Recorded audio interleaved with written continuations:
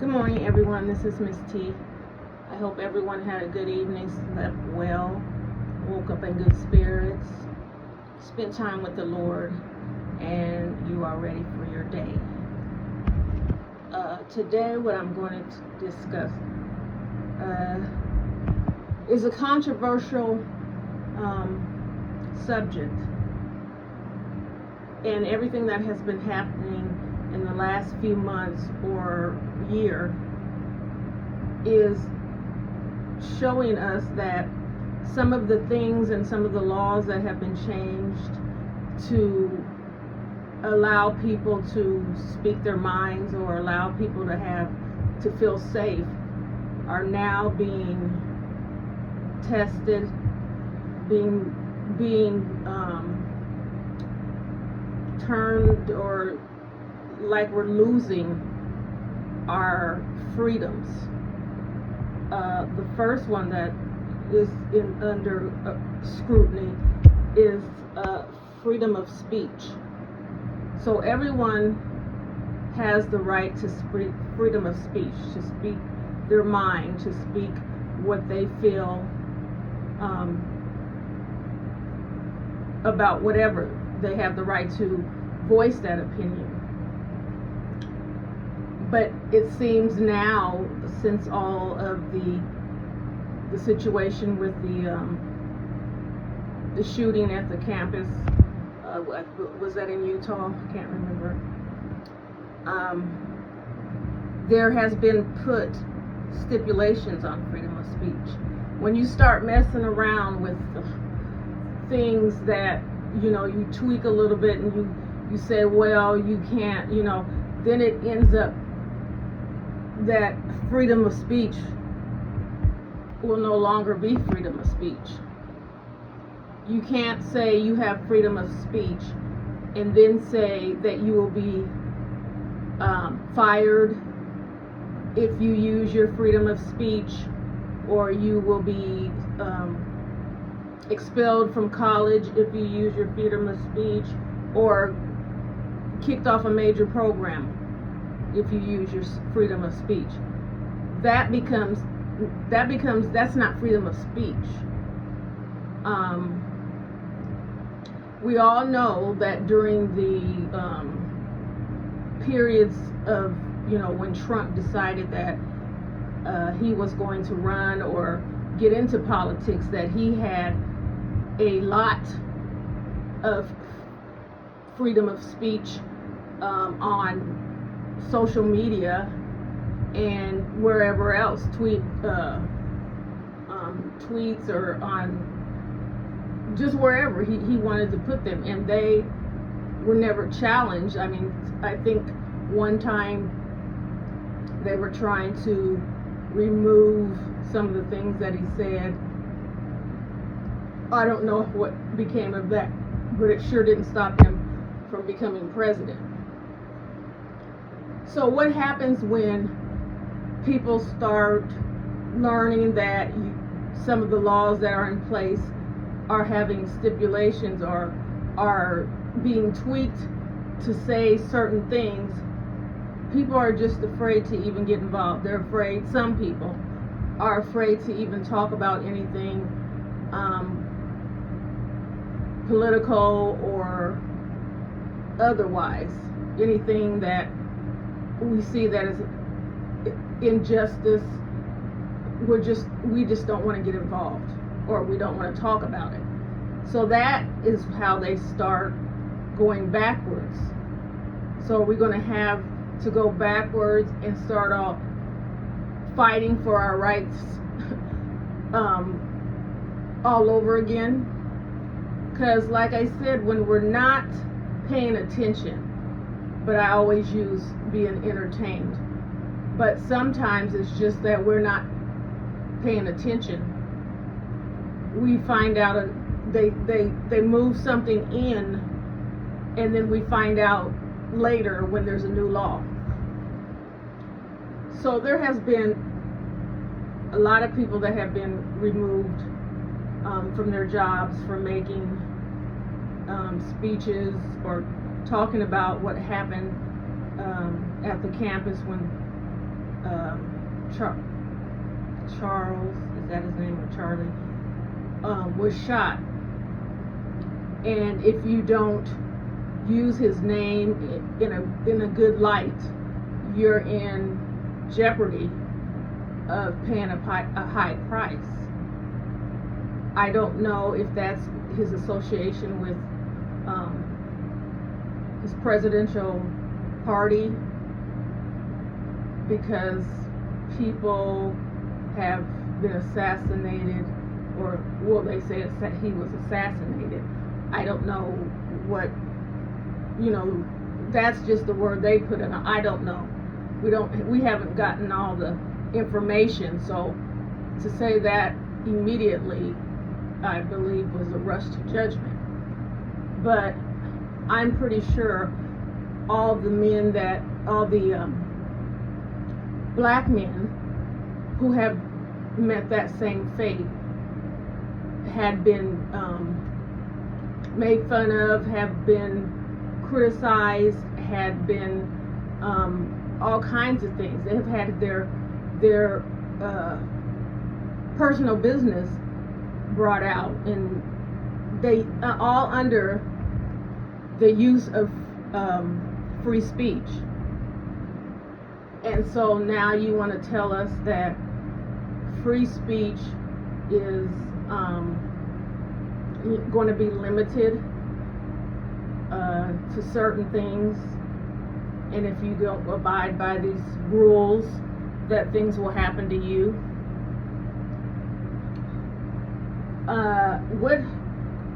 What I looked back through history. So Jim Crow started in 1870 and it ended in the 1960s, around the 1960s. And even the name was offensive, and we just, I guess at that time we were fighting for rights, so we really didn't have a choice of what they called it. But Jim Crow was a character made up by a white man who would paint his face black, and he would dance and sing in a minstrel show. So while we're fighting to get our freedoms and getting the right to do things, they're mocking us by even naming it, by calling it the Jim Crow era. And so what I call that era is the soft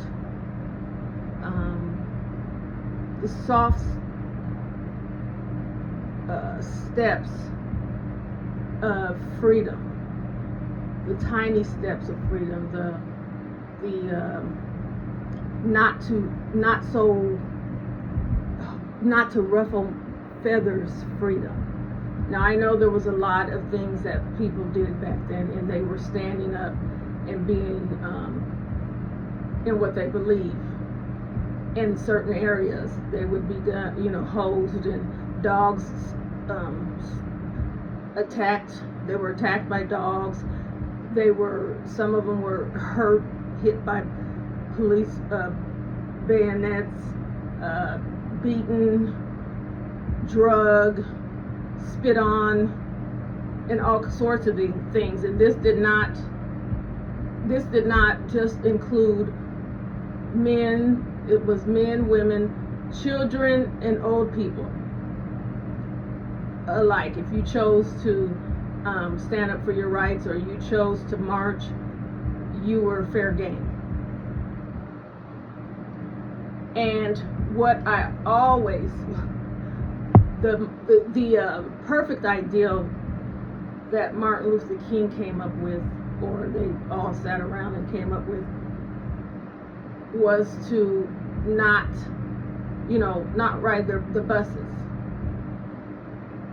And immediately there was talk set up, because they don't care about anything other than you stopping their money, stopping the flow of the economy, stopping putting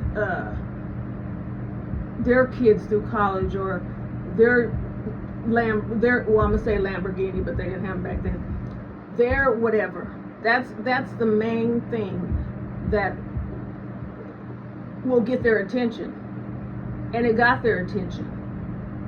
And so, in order for they felt that to end, we're just going to throw them a bone. Okay, you can ride the buses. And they thought that was going to be the end of it, but unfortunately it wasn't. It took a long road. It took a lot of lives. It split up a lot of families. It just was a devastating error in the black man world. Imagine being a black man. You don't have the right to do anything. You don't even have the right to protect your family. They could kick in your door and make up any kind of charge or any kind of accusation that they wanted to, and you didn't have anything, any recourse, any help.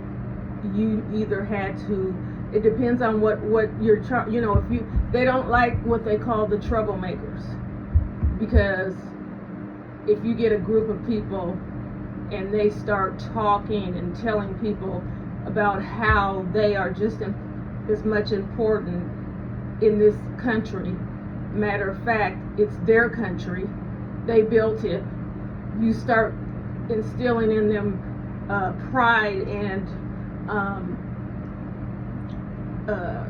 strength, more people come and more people get that, they get afraid. And so they didn't want to have a group of people growing and growing and growing and taking over and demanding, change and justice. So their tactics were to frighten, unalive the ones who spoke out the most, were found unalived, and this was to give other black people if you had an ideal of standing out and trying to help your community, this is going to happen. So hopefully there would be no one else who would try this. And I believe that the tactics worked in some areas until they actually wasn't anyone left that was willing to stand up for our race. Now, people say that Farrakhan has done a lot for the black community by his speeches and by his sermons, and I remember he got the Million Man March, and that was very successful, but it ended. Where did they have a plan? Was there a plan for what was going to happen next? Because I'm pretty sure there was fear. There was a group of men in some office getting nervous to see a group, a million men, black men, marching on the Capitol. There was no fights. There was not everything. Everyone was in unity for one another. The guy that I was dating went, and he was so excited to tell me about how they were all, together, and it was really crowded, and they were pushed together, but no one was upset for being, their foot stepped on, or that they were cramped together, and if they couldn't use the bathroom, how they did that, how they made that happen, because they didn't want to move from that ground. But my thing was, that was a good thing, but was there what was the plan? It didn't seem like there was a plan in place after that. They would have seen those million men out the window. They would have seen, just them singing and pumping their fist in the air and being together and being equal, and they could have probably went in there and demanded a lot of stuff, a lot of things. We don't get so and so. We're going to have 1 million more marches to come. We're going to stop buying your products. We're going to stop working your job. Sometimes you have to take sacrifice. You have to sacrifice in order to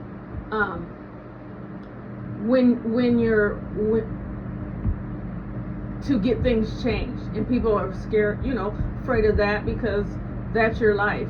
You don't have a job. How are you going to feed your family? How are you going to take care of business? But I'm telling you, the sacrifice would be, if anything, that if it's important enough, sometimes the sacrifice will have to be great in order to get the job done. I still believe if we stop buying from them, stop grocery shopping, buy black owned, or whatever that hits them in their pockets. I'm still amazed that Target lost $12 billion when there was everyone, I forgot what Target did, but everyone was told not to shop there. And I'm pretty sure some people did, but it was enough people who took a part of it that they lost $12 billion. And what is so funny, if you go into Target now, like I said, Target is not my kind of store or whatever. I've been in there just a couple, a few times or whatever. But if you go into Target, in different Targets across this country, you will notice that they play black music. And I'm not saying that's a step. I'm just going to say what they're doing. They're playing black music and they're selling more black products. Yeah, that's a step, but that little, what you're throwing, the breadcrumbs that you're throwing is not enough. What's your practice on hiring? What is your practice on treating your customers? What is your practice on your security? And who are you targeting with your security?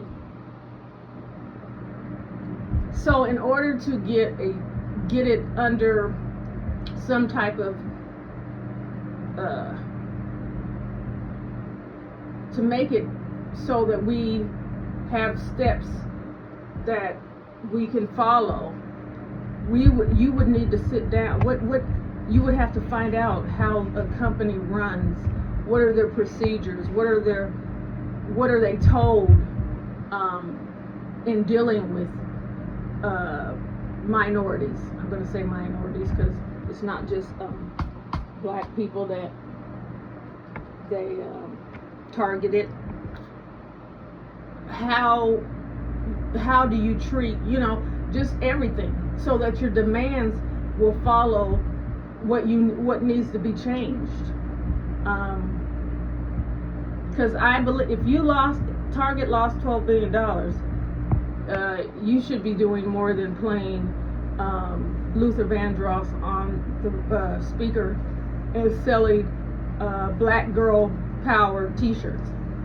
You should have way more things implicated. Do you want to lose 20 billion next year? And unfortunately, I don't think a lot of things will take into play, because we have been brainwashed that these things are important in our lives.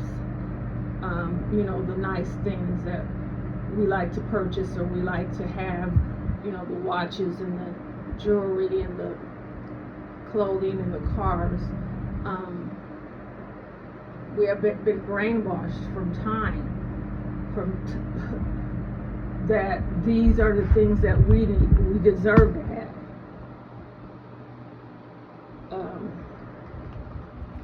And so some people are not going to want to participate in that. They're not going to want to say, I'm not buying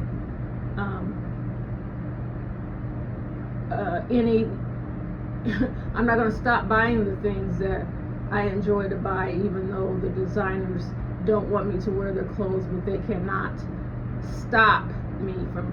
If they could put a little tag on their designer clothes that says these are not, you can't purchase these unless you're Caucasian, they would. Believe me, they would. But since that can't, happen, everyone is free to wear them, to purchase them.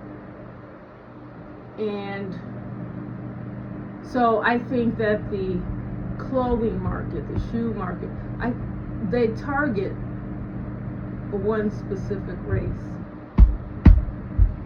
White people don't really care about the big chains, big gold chains, and big shiny watches and rings, and all of those things. Now they do have designer things that they like to, some things that they like to wear, but where the money is in all the bling bling and whatever they sit around the table and come up with and decide that we don't care how ridiculous that it looks, they're going to buy it because it's going to say Balenciaga, or it's going to say whatever, and it works.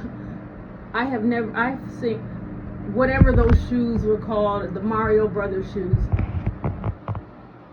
I was appalled that grown people, were going out and buying those shoes and actually wearing them.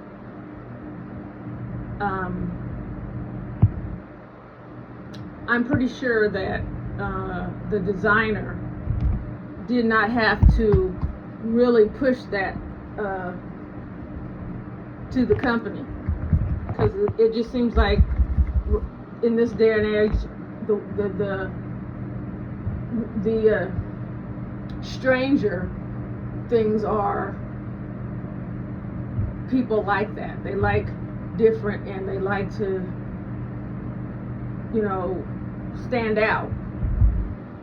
And then people would know, if you have them shoes, you paid a lot of money for those, and so you must be doing good for yourself. I wouldn't want to see those shoes on anyone, perhaps maybe a baby, but hey, that if you like them, I love them. Jordans you can't keep Jordans on the shelf. They have people in there can get their Jordans before they come out because they're in a club, and they put out a new Jordan, I believe, every Saturday. I don't know if they've changed that. And so you can buy your Jordans, you get your Jordans the new ones that were released for that week, you will wear those Jordans from Saturday to next Saturday when you get your new pair. Now, in between, I don't know, do you shine them up and set them up and put them somewhere and just have I think it's more or less a trophy. You keep, you put all your shoes and you line them up, and then it's like a big thing to film all of the Jordans that you have from past years up until, that's what they like to do. Meanwhile, Michael Jordan is investing in prisons, and I've never heard him do a speech on black unity or black communities. Maybe he has, and it was just a quiet affair. I don't know. I'm not going to put down, or say black people of upper crust do not care about their community or do not help their community. I just feel if you're really out there, if you really are trying to make a change, that your name should be out there, or you should be heard, or somebody should say, did you hear the speech that Michael Jordan did on? I just don't hear those things. I don't hear those names. I don't hear a big speech from all these basketball stars. Or now I do know that some of the football stars make a stand for equality, but it turns into propaganda, and then it gets pushed down into the algorithm, and then when there's something new, there's always something new coming up. There's always something that's going to distract us from what we were focusing on. We don't stay focused on one thing for a long period of time. Being one, I can say when the riverboat brawl happened, people talked about that for a couple of days. It seemed like black people were so excited and happy and just loved it. Like it what it looked like is that a group of black people said, you're not going to hurt one of us. You touch one of us, you touch us all. And it was and the way it happened was, I think this group of white privilege is very, very well known. And so of course they wanted to practice theirs. This is where I'm going to park. I don't care that you work here and you said that this is not a parking place. I'm going to park my boat here. That's what's going to happen. And so I'm sure they didn't bargain on what was going to happen when they did that. And so it was like everyone at that instance, it was the whole black community from all over the world that were all, taking a part of this, and everybody was excited and proud. I don't hear about that anymore.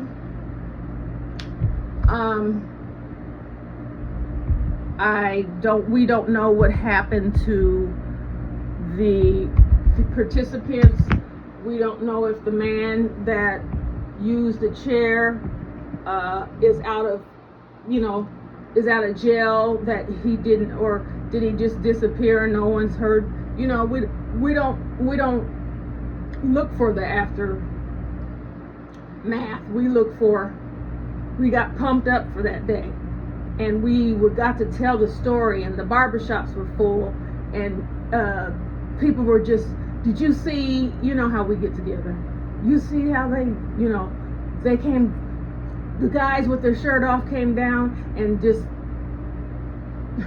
they started jumping in the water. Yeah, they did not think of any consequences that they thought were going to happen that day. But and it shouldn't be about violence. He was attacked first, and so they were protecting him, so there was no other way around that. But I don't condone that when that you go out and attack just white people just because you're tired of, or you've seen enough, or you've felt enough, or it's hit you personally. God still tells us that we are to follow Him. Our hearts and our actions are to be like His. And so the only way that you can have that is if you become fully engulfed in that. You have to stay focused on Him and stay in His Word, and then let it be that He's using you as a vessel. So it's not really, if you can't handle it being you who is treating these people that are harming you and belittling you, you can't love them and treat them. You treat them the way God treats you. And He does not by any means want you to put yourself into a situation where you might get harmed or something happen to you. He wants you to be prepared for anything that comes to you. So we're not going out and looking for things to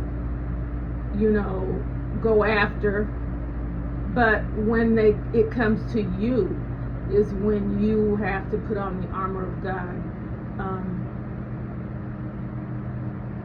and trust in Him. I have just I'm just going to get to two stories. And what I read is, and I don't know if anybody's ever heard, there's a college in Virginia. Is it Lundberg, Virginia? And over the last so many years, 5-6 years, they have found black men unalived in dark, you want to call it a forest, I don't want, just woods.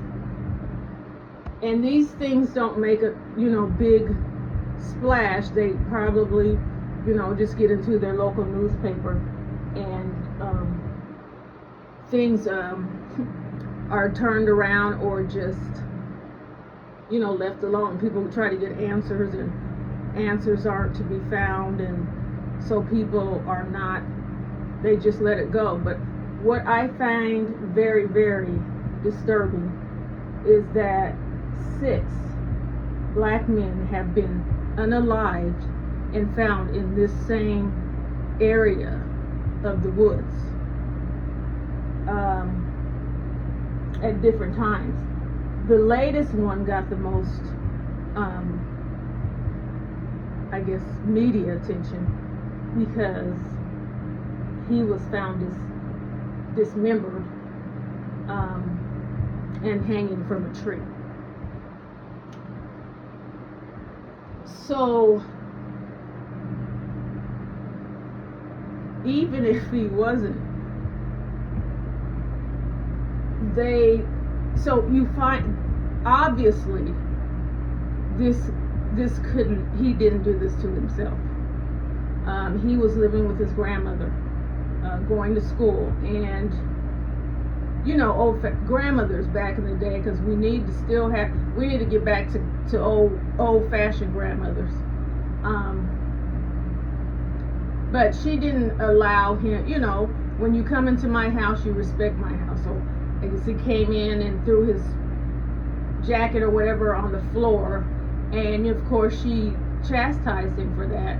And him being, I'm 21, I'm going to college, he didn't, I'm not a kid or whatever, and they had a little argument, but he did come back and apologize, because most black kids, especially in the South, I find they have a lot of respect for the elderly, and they have manners. And I'm not saying other places that they don't, but growing up, I never had to say yes ma'am, no ma'am to my mom. Never heard of it. Just because we're in different areas, we're actually raised differently. So, he apologized to his grandmother, and they made up, and he decided to go outside to smoke because she doesn't allow smoke in her house. Well, she was getting ready to go to bed. It was 1 o'clock, and he still hadn't came back. And so the next morning, he wasn't back. He was supposed to go to school, and he wasn't in school. So she contacted his mother, and they filed a report. Now, of course, when you call the police, they will give you every excuse. He's a grown man. He's able to, run off if he wants to. He's able, but they're talking to the people who have raised this child, who knows this child, who would understand his personality and his comings and goings. Now, if it was the fact that he had an argument with his grandmother, they already made up. So I don't think he thought, I'm going to run away because I don't want to follow the rules. He was enrolled in college, and he was excited about that. But they'll try to make you believe that your child ran away, or they just want to be. Even if your child's never ran away before, even if your child is excited about the Disneyland trip that you guys are taking in a couple of weeks, or the new whatever car that they're going to get at graduation, that they just packed up, left their phone and all their belongings, and they ran off. And you're at the mercy of the police, because if you get on their bad side, I think they investigate less. But this family knew that, they knew their son. They knew him. They believed that something was wrong, and so they decided to do their own investigation. He had a phone.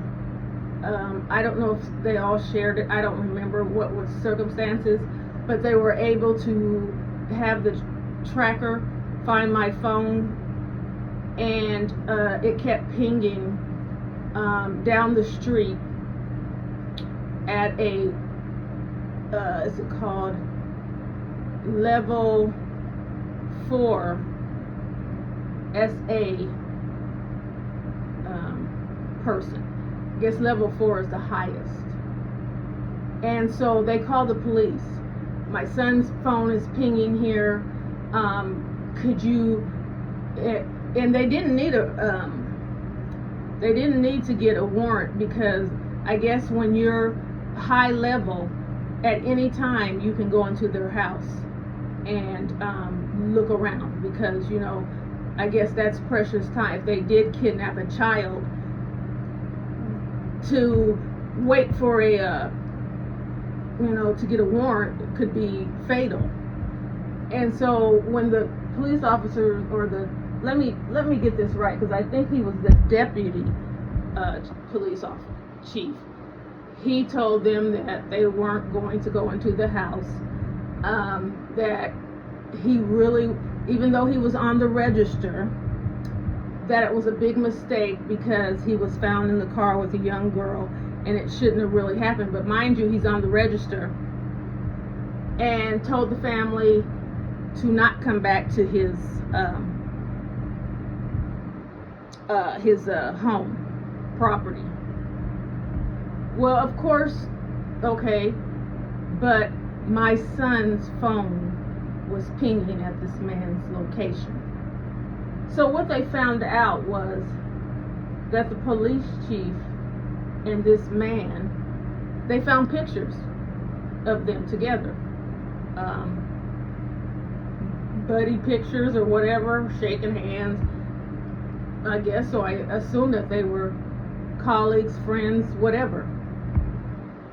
So I guess the family was not giving up. They were handing out flyers. They were looking everywhere that they could look. They were looking around in the surrounding areas where the phone was pinging. And so what happened one night, the police chief went into the woods, which was not his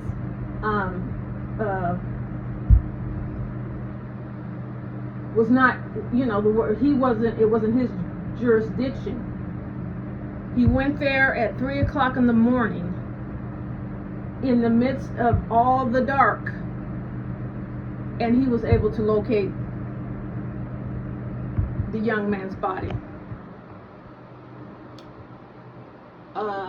And yes, he was found hanging and dismembered. The day after he found the young man, he resigned. Now, things can happen, but you're leaving a trail. You're giving clues of foul play. We already know this young man did not do this to himself.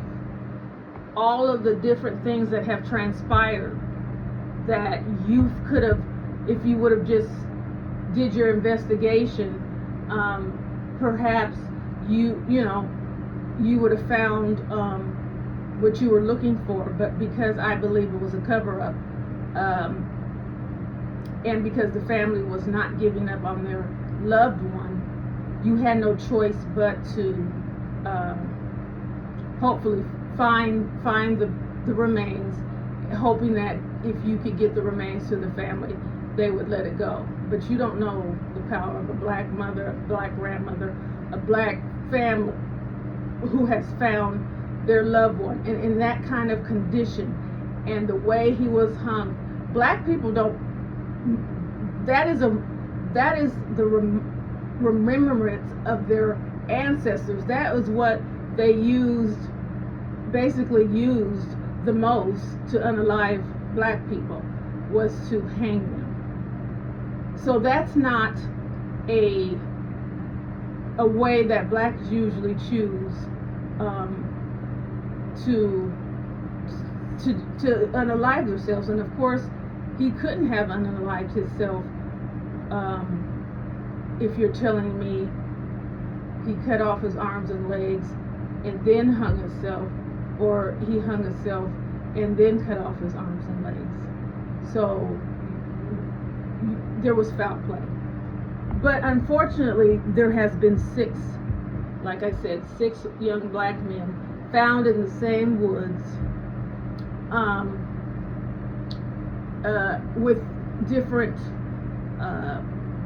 methods of being unalive. One was seen being chased into the woods and then never seen, and then his body was found. So I don't know if this is just hush, keep it, I don't know. Let's not get this out to the media. Let's not make this a big thing, because it's also known as a sundown town. And if you don't know what a sundown town is, I suggest that if you're a truck driver, or if you travel or whatever, you need to get information to find out, especially when you're going down south, which towns are more hostile towards minorities, because if you're found after dark in a sundown town, you might not make it out. They call it the sundown town because they're hoping to find you there after dark, because you're up to no good, you're doing something, and so that gives them the right to do whatever they want to you, including unalive you, to protect their town. You could just be driving through, you need gas, or Lord forbid, you got a flat tire going through one of these towns. That doesn't matter to them. You could have your whole family with your children in the car. That does not matter to them. So we need to be educated and put the entertainment behind. People need to stop.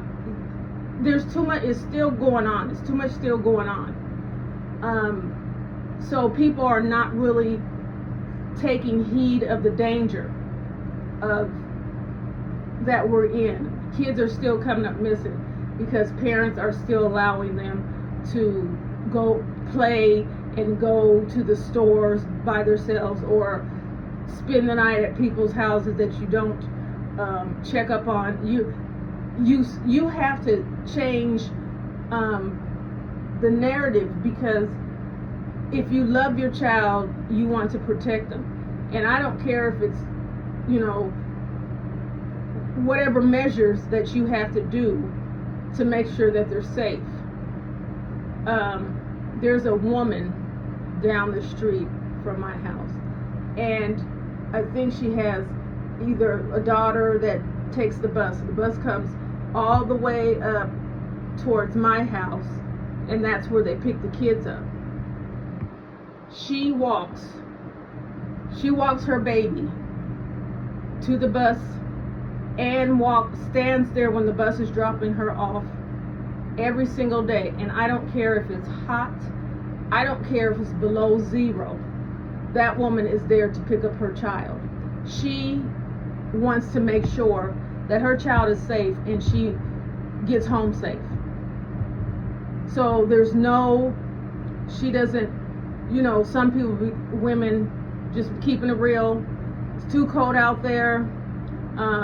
I told her, when the bus lets her off, get on one side of the street, don't cross the street, and just follow the sidewalk till you get home. There are predators all along the pathway, and your child could be missing, and just like that. And then you're waiting at home for your child to come through the door, and they never do.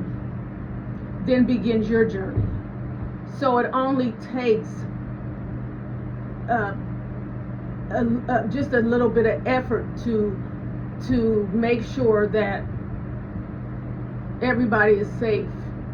I know you have to love your kids that much to want them to come home. Even if you have to get together with some of the mothers and say, okay, I don't have a car, but so-and-so is going to gather up all the kids and take them, to the bus and keep them in the car where it's warm until the bus comes. Maybe I'll give you $5, just something, instead of leaving these kids out to the wolves that are just waiting.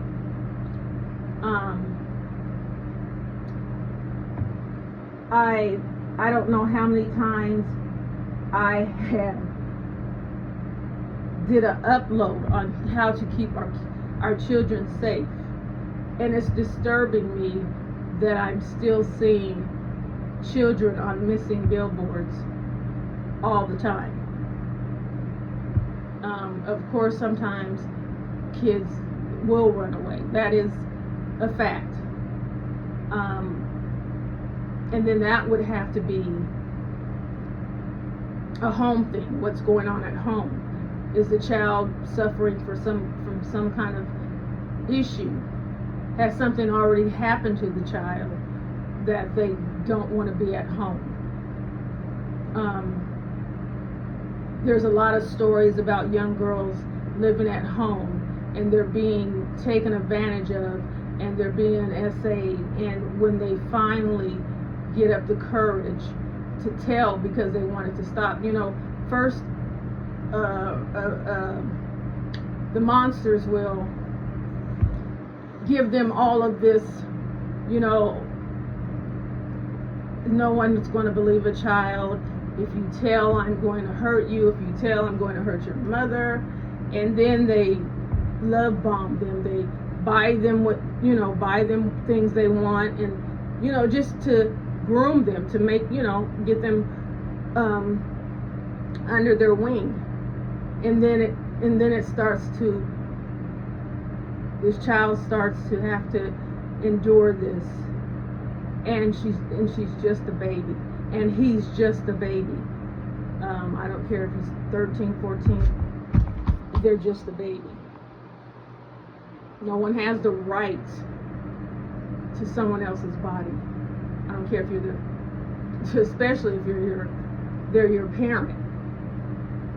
So if the child just doesn't want to do it anymore, and just it's causing them to fall apart, or you can know, if you just know your child and you pay attention, you can tell when something's not right.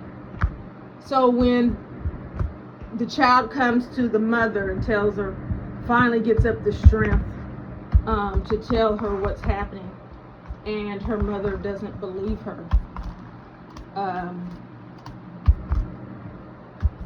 what does she do? She now she has no one. The mother doesn't believe her. Now it's friction in the house because he already had said, you better not tell.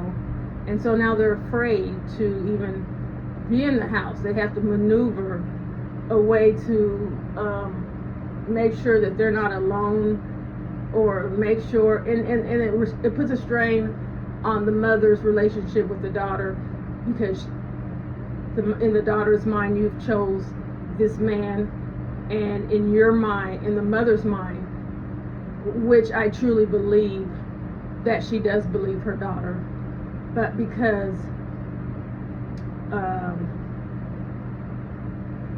she wants this man in her life, she just be more cautious. She'll just keep an eye on stuff and not let him, just maneuver around freely, because most times there are kids who will manipulate and say things because they, for different reasons. But I want to tell you a story. One of my associates, her daughter, and you can always tell when a woman has a lot of kids, or however, they kind of feel like they're not high on the market or high on the choosing list for a man. And so sometimes that they will just accept anything. And she has accepted this man who does not want to work, treats her bad, takes her car, and she allows these things. Hey, if that's what you want to do, that's your personal business. Until it flowed down to her children. Her children didn't think he wasn't good to the kids. So I feel as though you can't, if you don't care about the kids, you don't care about their well-being, you coming in and demanding that they listen to you and do what you told them to do, shouldn't be in the mix. If you feel that they should be doing something, then you should tell their mother.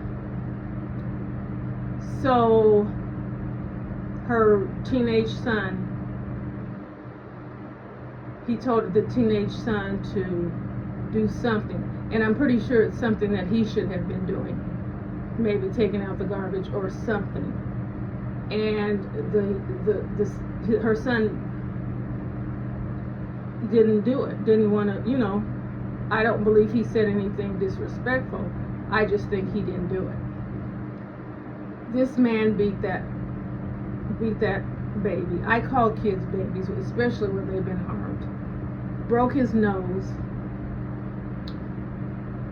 swelled up his eye to where he could not see, and a lot of lacerations.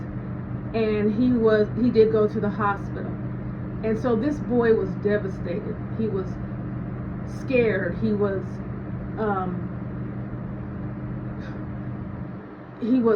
traumatized.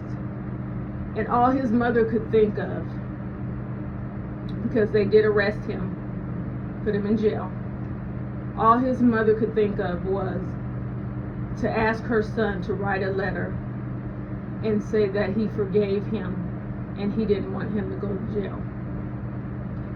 Can you imagine what went through a child's mind, that he beat this child, and all the mother could think of is she still wanted him, and she wanted him into the family.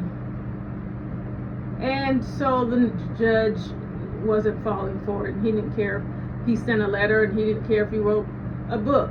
He told him that he is not to be seen or, in that house, by that house, for 5 years.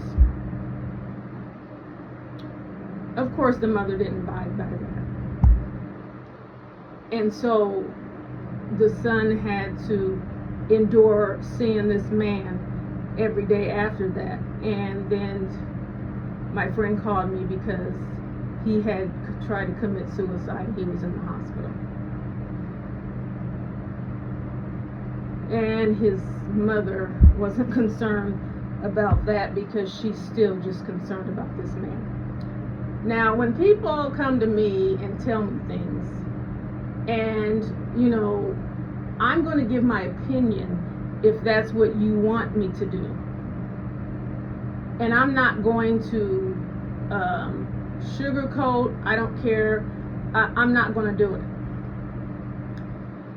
And so I was talking to her and letting her know that every time he comes over there, you can anonymously call the police and tell him that he's there until he gets at least 5 infractions, and they keep finding him over and they just throw him in the jail. She said, well, they might throw her in the jail too. We'll throw her in the jail too. Give her a lesson. And the worst part of it is, she has a mentally ill daughter who's 19. Sweetest child. She goes, she goes to school to learn, basically what she can learn, and she enjoys that. Well, she went to her sister, not her mother, and told her sister that this same monster who beat her brother, put him in the hospital, and then he was so devastated and didn't feel like he had the comfort of his family, tried to take his life. She told her sister that this man told her he wanted to do something to her. He wanted to, I'm going to give you what he wanted to do, because then you'll understand why. He wanted to suck her toes. Her sister confronted her mother to tell her what this sick, conniving, trifling, no good for Lord forgive me, him said, and the mother did not believe that.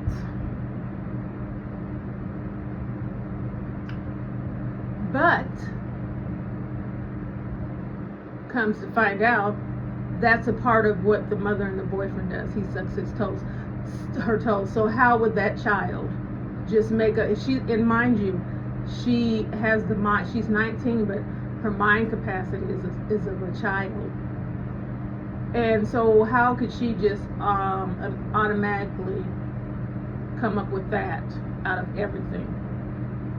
We as a people and women, I'm a woman, but I'm gonna tell you, I'm really disappointed, sick and tired of you putting your pleasures and your life ahead of your children. You brought them into the world and they deserve a chance.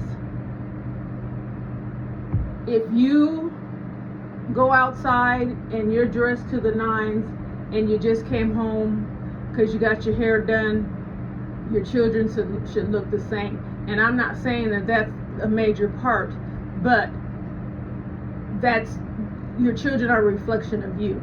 So you're trying to tell me you don't care what your children look like as long as you're fine. If there's no food in the house and you leave your kids there because you have to work and your oldest daughter is calling telling you there's no food in the house, you better make sure that you get food in the house. I am so tired of these trifling mothers. And if you're not a trifling mother, if you're not the mother I'm speaking of, I'm not talking to you. I'm so tired that they care nothing about their children. Some of them only care about benefits. And then you let a man come in and he doesn't have to pay anything and he has on brand new whatever, and your kids are walking around looking like their clothes came from 2 years ago from DAV.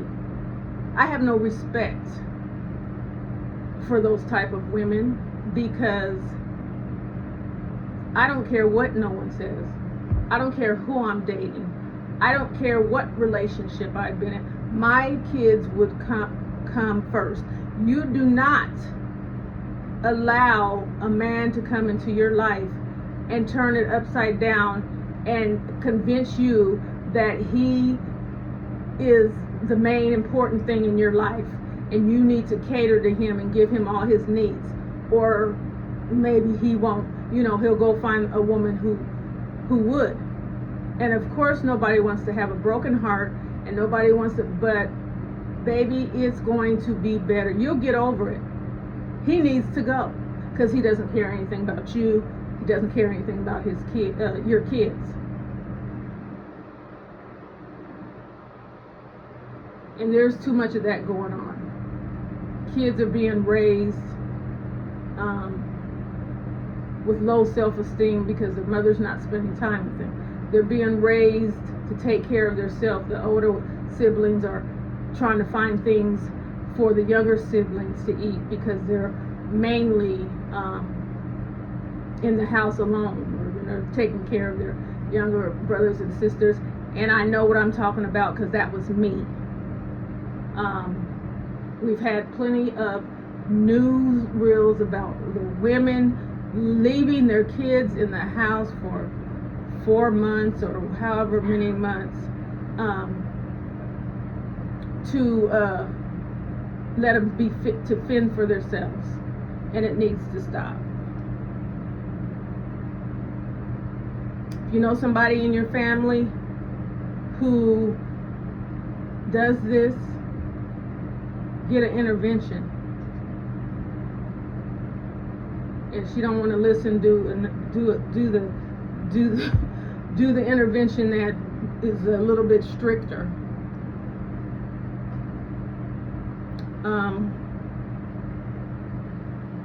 That's all I had to say. I really wanted to say more but I would get too emotional. But we will have some other topics for the last two uploads that I have, and then we will have our Cash App giveaway. I hope everybody has a good day and will remain blessed. Until next time.